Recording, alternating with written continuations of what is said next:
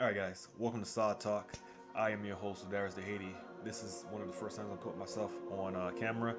And sorry for this mirror. I have a whole mirror in the back, so I don't even know how to do anything about this thing.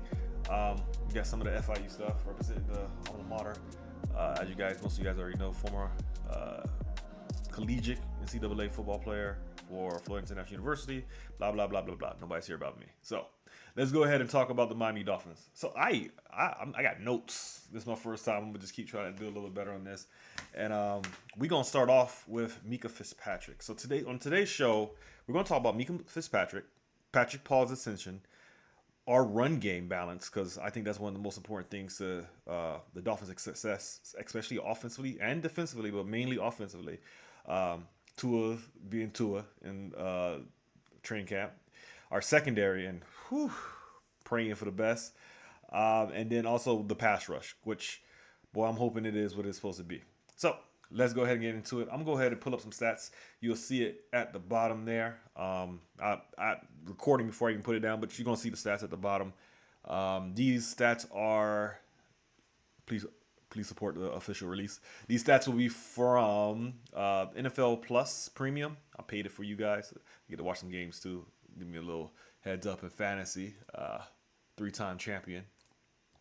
Toot my own horn. Toot toot toot.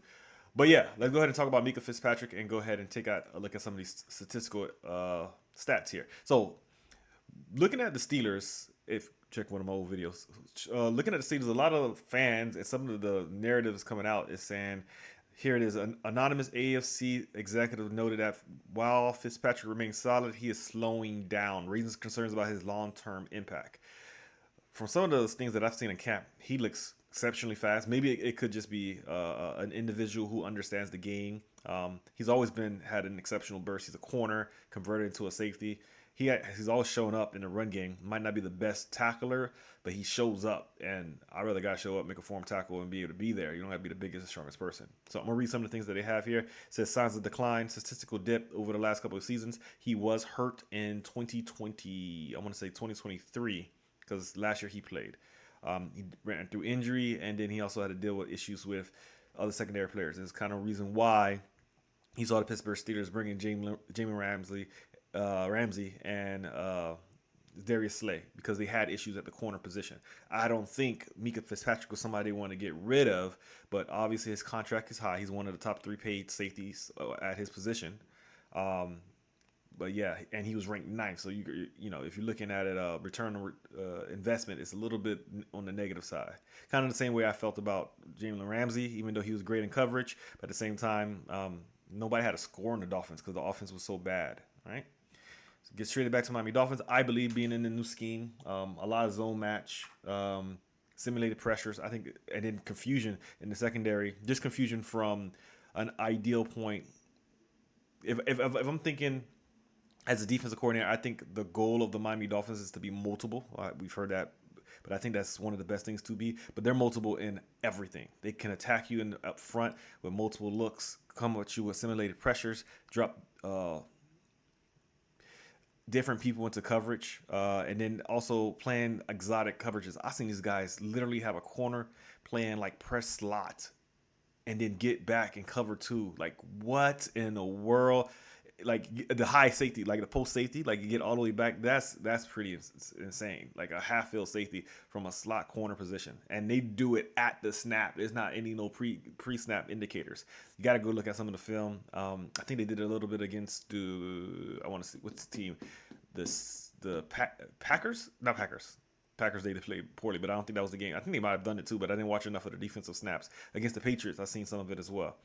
Definitely the Rams was the game where they were absolutely in their bag. Especially when you can throw some pass rush and get some pressure on them. I think that's going to be something that changes them. And that's one of the topics we're going to talk about today. But let's continue with Mika. All right. So statistically, the year he left Miami in 2019, he had 5 interceptions. The next year, he had 4 interceptions. And then in 2021, he had 2 interceptions. So he kind of was dropping in each season, except for 2021, he did have 124 tackles. Then he had another breakout year in less games. He had 6 interceptions, and that's what went crazy. And in every year, except for 2021, up until that point, he had a touchdown, a defensive touchdown, which is pretty cool. Now in 2023, he played 10 games, got hurt, no interceptions, and this is where you start to see the Steelers fans say, "Oh, he's not good. He lost a step because he didn't get any interceptions. He played that season poorly." Coming back in 2024, early in the season, he did have issues. He wasn't making a lot of plays. He only had one interception. But if you start to see at the back end of that season, I think he started to play a little bit better, right? And I think part of the issue is his corners left him out to dry. They play a lot of different zone coverages. They supposed to be a match cover. It was a wheel route that the corner just let that guy go, and Mika was in the wrong place. Or then they had a banjo call literally on the right hand side. I forget what team it was. He's supposed to take the furthest inside, and the corner sitting outside jumps the inside route, and Mika, you could literally see him try to run and get to the outside. And when he's sitting inside, he's already out leveraged, and still doesn't make a play. The touchdowns on him, but it was just a bad read by the corner. Like, this is stuff that you learn in, I won't say high school, because I mean I taught it in high school, but they weren't ready to do it. College is where you really start to like master those type of match techniques, especially catch and palms and all those type of things, right? And so, what's my opinion on Mika? I don't think he's the all-pro player he was when he first got there. I did see moments where he didn't look as fast on film, right? But I do believe he's a player who is an upgrade over Holland, who I love Holland, but Holland was a beat slow on certain things. I think they had him doing a lot, and then when you have a player doing a lot, and I just don't think he had that elite explosiveness for an NFL player. Like, he is explosive. Don't get me wrong, because if he's listening to this, I think you're a great player. I'd love to have you back.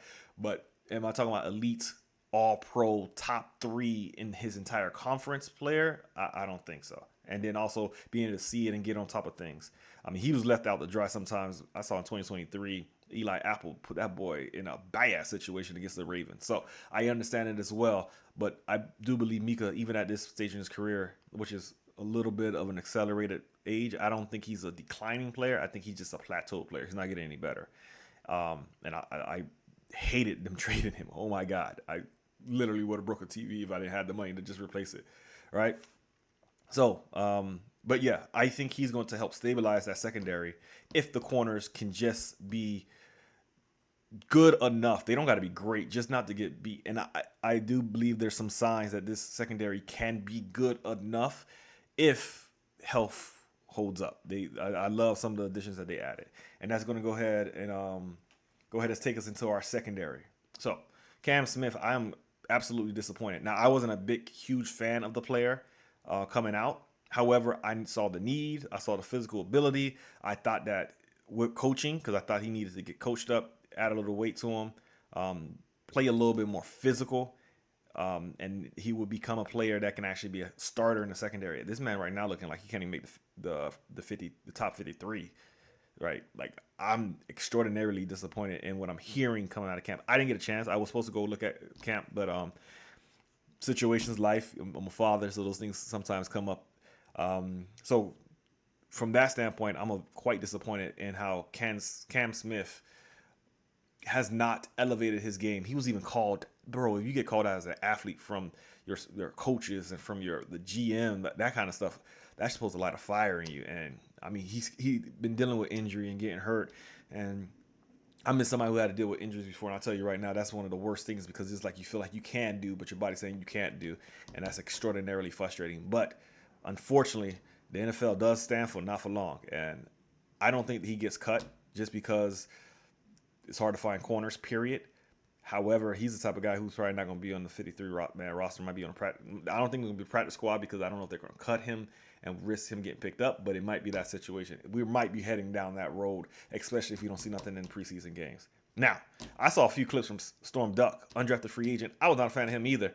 And the clip I saw him, he got beat by Tyreek Hill, but I didn't realize he was that quick and that fast. That Buddy's transition from his back pedal to when he recognized that he got beat on the slant and he was still in phase with Tyreek Hill. Now, granted, he still got beat on the slant, but I love some of the physical ability that I saw from just that clip. Then I saw another clip that he did a pretty good job. Again, Waddle catching a one-handed pass. However, I see glimpses of physical ability that tells me that this guy can play. Now, should he be a starter? I don't think so. Not from what I saw last year. But is he a liability where it's like, oh my God, he's horrible? No. Matter of fact, when we go look at some of the stats, look at them right down here. They should be popping up. and I'm gonna pull them up here so I can actually read them as well. We see that here we go. Let's look at the season stats. So he played 11 games, started three. He was in coverage in 217, targeted 38 times, and gave up 27 receptions. What does this all say? He gave up 2 touchdowns. So his rating against is 108. That's not really good, but it's not tremendously awful for an undrafted free agent. But he did give up a 71% catch rate, which I'm not a big fan of. All right, but if we're looking at it, he didn't give up a whole bunch of yards either. All right, and he was a +6 in EPA over the course of the year, and his target percentage was 18%. Rookie undrafted free agent should be like in the 30s. If a quarterback is targeting you over 20%, that means they picking on you. And it was only 18%. That's not too bad. And then his average separation was 2.5. For reference, this takes us into Jack Jones stats popping up down here. Let's go ahead and look at his. And Jack Jones, give me a second because I just had it. Jack Jones, okay, let's look at his last season. He played 17 games, started 16, had 602 targets 88 times, 57 receptions, right? He gave 9 touchdowns, but he did have 3 interceptions. Now, 9 touchdowns is quite a bit, right? And so his catch percentage was almost a full 7% lower at 65%, 64.8, all right? His EPA was a little bit better at +11 instead of +6. His target was 15.3, but his separation was much higher at 3.3. So what this tells me is this player in Jack Jones is comparable to an undrafted free agent. Now, he was a little bit better in his EPA because of probably the interceptions, and he was targeted almost the same, one at 18, one at 15%, and one was a starter for the entire season. But the separation that shows you Storm Duck was a little bit more stickier in his coverage. So what I'm saying is we have a low end level starter or quality depth. We're going by Kyle Crabb's definition, right?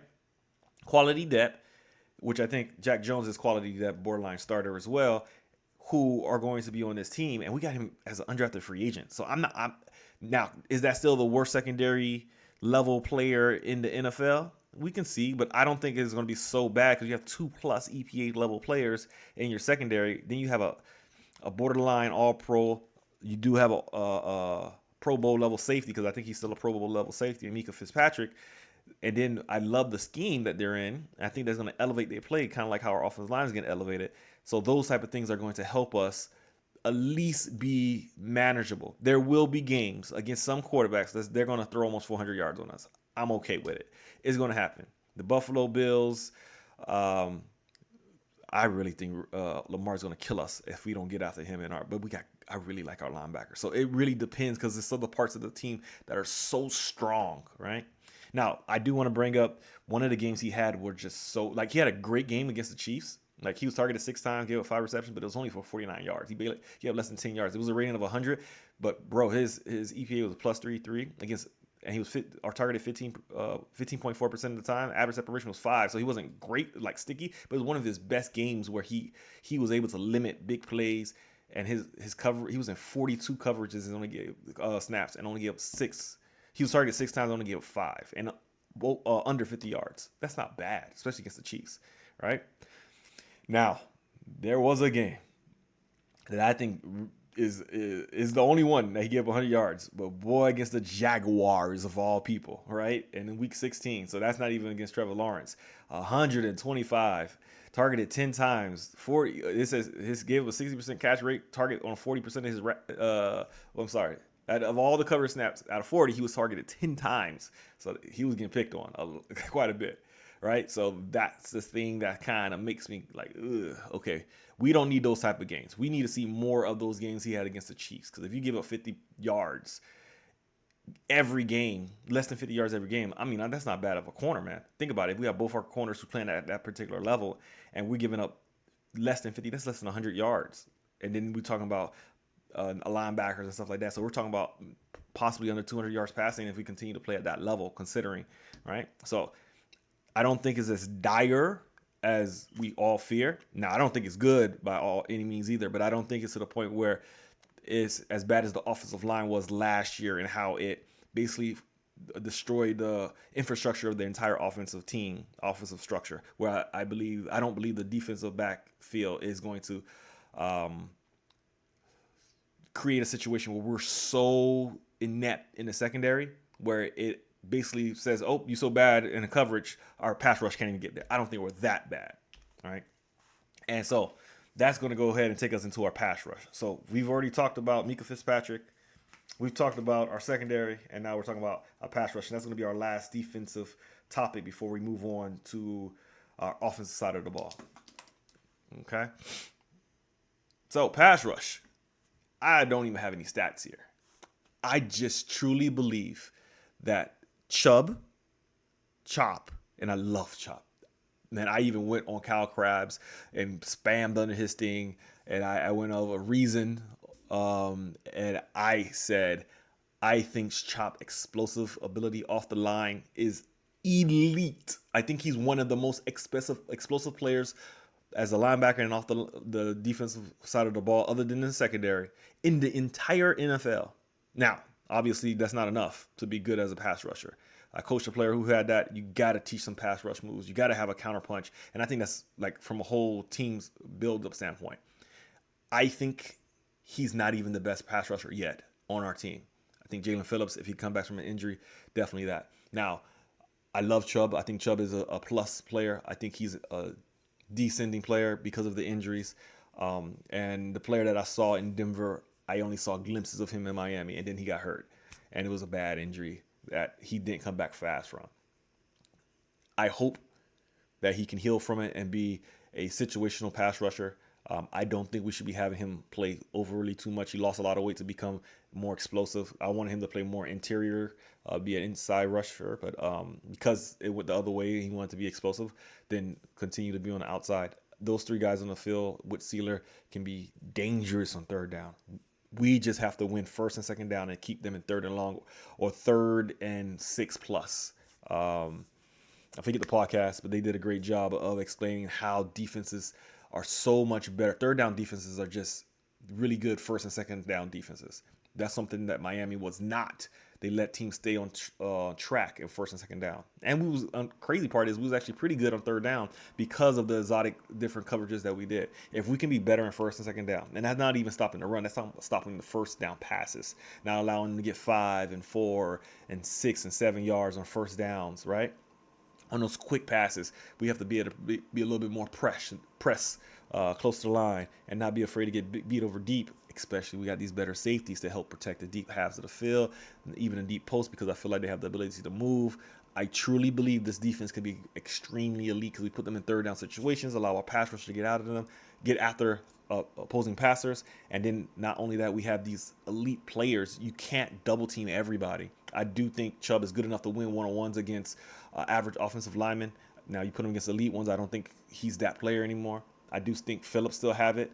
I hope he still has it. I haven't seen enough of him to know, and I haven't heard crazy reports, but I've seen a little bit of his training, and he still looks explosive outside of pads. And I know Chop can. I've seen him do it, and that was as a rookie. So I am extraordinarily excited about this pass rush. If the Miami Dolphins pass rush can be as good as they can be, and I hope they can be, this is a team that's going to win a playoff game. I'm not even. Like, they will go to the playoffs, and they will win one playoff game if they don't run into the Chiefs, the Ravens, maybe even the Chargers, because I think the Chargers are really good, coached well, and they're going to definitely try to run you out of the game. And then obviously Buffalo. I think we are better built to beat Buffalo. However, it must be said that Buffalo has had our number. We beat them one time since McDaniels has been here. And we've been very close multiple times. We're not a team where we can't compete with them, but we haven't been able to beat them. And the difference between competing and winning is inches. But if you continuously come up inches short, an inch and an inch and an inch and an inch starts becoming a whole foot, right? A whole yard, right? And we need to go ahead and put some of these things together and be victorious, like just win, right? So I do believe this pass rush can be extraordinarily successful if we can put it all together. let's go ahead and move to the offensive side of the ball. And we're going to finish this up quickly because I've been up here for quite a few minutes. We are coming up on the 20-minute mark, and my goal is to be done within 30 minutes. All right. So let's go ahead and take a look at it. Moving on to the offensive side of the ball. And my first topic is going to be Patrick Paul. Oh my gosh, I love offensive linemen and defensive linemen. I like the big boys, right? Why? Because I played defensive back and I played on a team that won 3 games. And I played on a team that won 3 games. And then I played on a team that won 1 game. And then I've been on a team that won his division and won a bowl game. And the main difference between that was not the star players or injuries too, but injuries or quarterback or nothing like that. It was having better play from our trenches. We had a better offensive line and a better defensive line, and when that happened, everything changed. I'm telling you, trench play is how you play football. And I love McDaniels, but when he went to that outside zone and we can't backside chop anymore in the NFL, I'm not saying it's not good, but I'm saying it has limitations. You have to be able to win in third and short. You have to be able to run the ball. You have to be able to make defenses be they have to play you fair. They can't drop their linebackers. They can't have your linebackers at 7 yards in depth and the safeties be back 14 yards and you can't run the ball. Like you're like, okay, cool, they back. We're gonna run the ball. We're gonna get up 5. No, and you get 3. You get 2.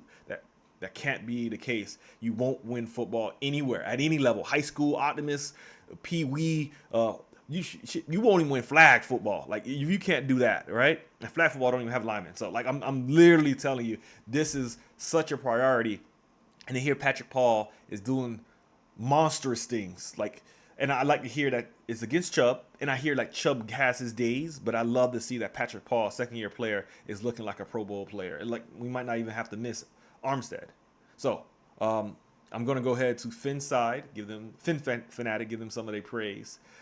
They actually have this article from Armstead, one of my favorite Miami Dolphins, one of my favorite players, period, bro. I'm glad I got a chance to watch him play and listen to him talk. Like, bro, go to his podcast. Like, please support the official release. And that man was up there. They even took a little video of him praising him, coaching him up. Like, that dude right there is a leader. I wish him all the best. I'm glad he didn't get any injuries that is going to like follow him outside his career. And I know his knee's bad, but I don't think it's messing with him as a man, and I'm happy for him. I just hope he continues to heal, be healthy. As a former player who had his own injuries with this shoulder that never going to heal unless I cut it open, hey man, take care of yourself, especially for your family, right? But let's go ahead and read some of the things that they are saying about my boy Patrick Paul. And I'll be honest, I wasn't a huge fan of the pick either, but when I watched some of the film, I thought he was a plus pass blocker. I was just like, dang, could he actually run block correctly? He's humongous, but you know, run blocking is an attitude. It's about who you want to be, what you want to do. Like, and some people are just not built for that. So let's go ahead and read some of what they said. The Miami Dolphins have been listening to a lot of negativity ahead of the 2025 season, but one player is starting to silence some of that. In her second year, Patrick Paul, who has made an excellent start to the summer. It's easy to forget about Paul, who the Dolphins drafted in the second round a year ago and barely played as a rookie. Paul just completely stood Bradley Chubb up. Chubb tried to redirect spin and couldn't escape the jaws, the hand clamps of Paul, from Travis Winfield, and I respect Travis Winfield. Confidence in our young left tackle just continues to grow with a fantastic first week. Winfield noted that the first round, Kenneth Grant had found success against the Dolphins' offensive line, but few could beat Paul. Conversely, nobody has gotten an inch on Patrick Paul. Pure stone walling. I love it. And I know Chubb is a good player. And people are like, oh, he just washed. He's beating on an old guy. You can't say that. Like, I don't think Chubb has regressed to that point where he's a scrub. He's still a plus level starter. Like, we got to give some credit there, right? Patrick Paul is put on an offensive lineman clinic in the first week of Dolphins camp. When the Miami Dolphins entered the 2025 free agency period, fans were screaming and beating their fists for an upgraded offensive line. They were rewarded with James Daniels, Larry Borum, Liam Eichenberg. The draft will provide Jonah Savaiinaia. All right, and I'm a huge fan of Jonah. Like, I hear some of the things and saying, oh, he's not the biggest, the strongest, that kind of stuff, but I love what I saw on film. I think he has massive upside. I know Omar's not a big fan of him. However, too many times we look at one-on-ones, pass blocking one-on-ones, and we think that's football. that's really just working your technique in adverse situations. Like let's keep it real. Let's keep it 100. I play corner and out in one-on-ones. I will have I've rarely had days where I look like a starter in one-on-ones. Like I look good, but I didn't look I caught maybe one or two picks in one-on-ones and two no, that's not good. My senior year, like in one-on-ones, and we had great receivers. I played against T.Y. Hilton.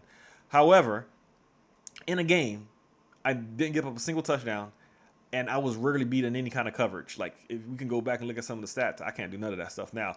But game and understanding the people around you that makes your strength stronger and accentuated is completely different. And I think it's more important for an offensive line to have these top five, like have that camaraderie that knows how this guy's gonna block when I hit a stunt. I get a stunt coming across. I get if my guard's getting hit. I'm like, okay, cool. The tackle knows the other guy's gonna come back and loop around. Like, oh, we got a blitzer. He falls out. That means I got somebody else coming this way. When we make sure we get the shift calls correctly, like those type of things are more important, or just as important as talent. Okay. And so I'm a big fan of Jonah, even if Omar doesn't believe the same thing. I'm a big fan of him, and I've seen enough from film to know that I can translate if we have the proper coaching with the player. Um, Chris Greer may have finally gotten alignment selection right. He's gotten some right. It's just he hasn't keeping them right. Hunt, whew, Connor Williams, um, um, Austin Jackson. Scheme saved him, made him look a lot better. Now, is he a player that can start on any team? I don't think so, but he's not a player who is not great, right? He's not a bust, should I say. Um, this year, Paul is getting recognition from the media and attendance, not because they are watching him closely, but because he is giving them a reason to watch. Woo, like it. Let's finish it up. If Paul can continue this progression, he will be a lockdown left tackle who will have a huge impact on the Dolphins' run game and passing game. This is still room to grow, but so far he is doing everything right. I'm just hoping that this kid can do it. If the Miami Dolphins offensive line can just be average, like me, 16 or higher, the Miami Dolphins offense will be top. I really think they'll be top 10. They've been top 10. I mean, they was top 10 with worst offensive line play. If they can have an average offensive line and pass block and run block win rate, especially run block win rate, oh my gosh. Like as a defensive player, they're so hard to deal with if you can run against light boxes and they got to bring somebody into the box to help stop this run. Woo-wee. Tyreek Hill and Waddle are going to eat again. And I think Tyreek Hill has slightly regressed with a little bit of his speed. And I I think he can be a headache sometimes, but he's still a great player and borderline All Pro. Same thing with Mika, definitely Pro Bowl level player, right? Top 10 at his position, if that makes any sense. So that takes me into Tua. If our offensive line can play, Tua has been doing things in camp that has just been on point. I saw early on he looked a little rusty looking at some of his technique, but now he's gone camp without throwing an interception. Today he threw a pick six to Mika Fitzpatrick in the red zone. Red zone is always tougher. He's a great player in the red zone. That's one of his strengths, actually.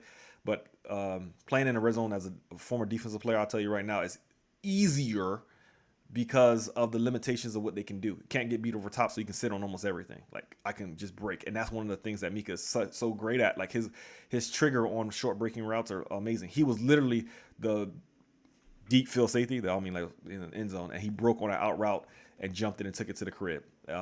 They say Tyreek Hill would have caught him. Omar throwing the little shade saying that's the fastest Tyreek Hill has run all day in camp. Man, leave that man alone. However, I do think Tua being so great is not just an indication that he's doing things big, right? Or secondary is just awful. I think it's more of an indication that he's grown to a point to be so efficient, because that efficiency level of last year, if you notice, even though he off his line play was struggling, both his top receivers were hurt.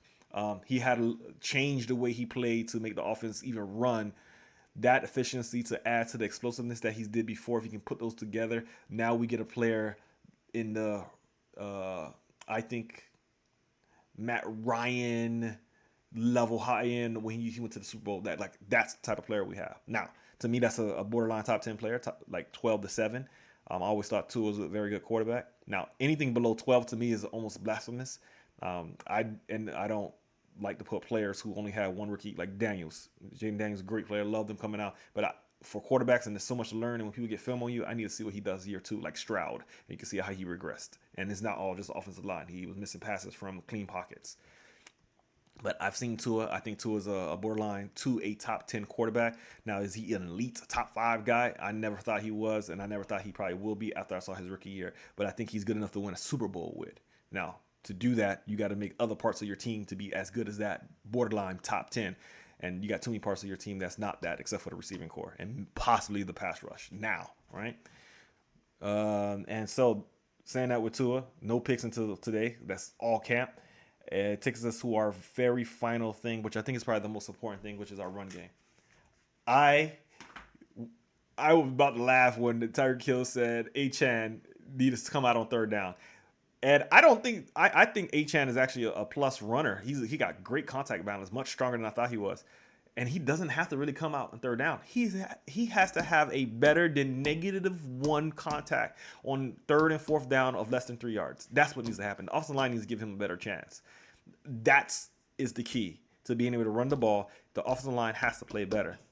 Now, there were reads, quite a few reads, more so this year than it was in 2023, where players just did miss the read. Like, whoa, bro, like, why are you still running outside? You're supposed to hold them, then cut back off of that, especially in the outside zone, and some of them would just continue on that path. Like, why are you still on that path? You got your read from the outside that's showing box. They're boxing you. Cut back inside, all right? And then now you break a tackle, but now you get hit for a 3-yard loss instead of getting hit at the line of scrimmage, giving you a chance on 3rd and 2 and 3rd and 1. So those type of things are the things that I think needs to improve. We have NFL level coaches. I'm a high school level coach. They'll figure it out. And these are plus athletes. I love Jalen Wright. I think Jalen Wright had issues with the playbook. If I'm being honest, the only thing that makes sense as a coach to keep a player with that amount of talent off the field is I think he's just struggled with some of the playbook issues, the part of the game that's above the shoulders. Now, with second year in the scheme, and hopefully the offensive line improves, I really think if this run game can be top half, that means 16 or higher in all situations. That means you can't just be explosive plays. Like, that's not good enough. If anything, I'd rather you be able to grind the ball on 3rd and short, because now teams got to worry about it, and that's when you can attack them.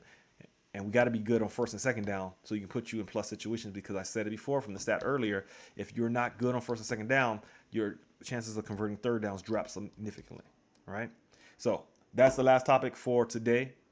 That's my overview of how camp has been going and my key points of the season. If all of those points are good, we're gonna win 1 or 2 playoff games. Now, I'm a realist. I know all those things are not gonna work. Tua stay healthy. Automatically, you're gonna have 8 to 9 wins minimum. Like, you're not gonna lose more than 9 games. Like, if Tua stays healthy. Tyreek Hill returns to form, which I think is almost a given. Now, the next thing I will say is that pass rush, that run game, and the secondary, if those things can click, we are definitely going to be a playoff team, and we will challenge the Buffalo Bills and probably lose. Okay? So, guys, I want to go ahead and say good night. Thank you for allowing me to be your host. Join the S.O.D Squad. Like, comment, subscribe, and I'll see you next time.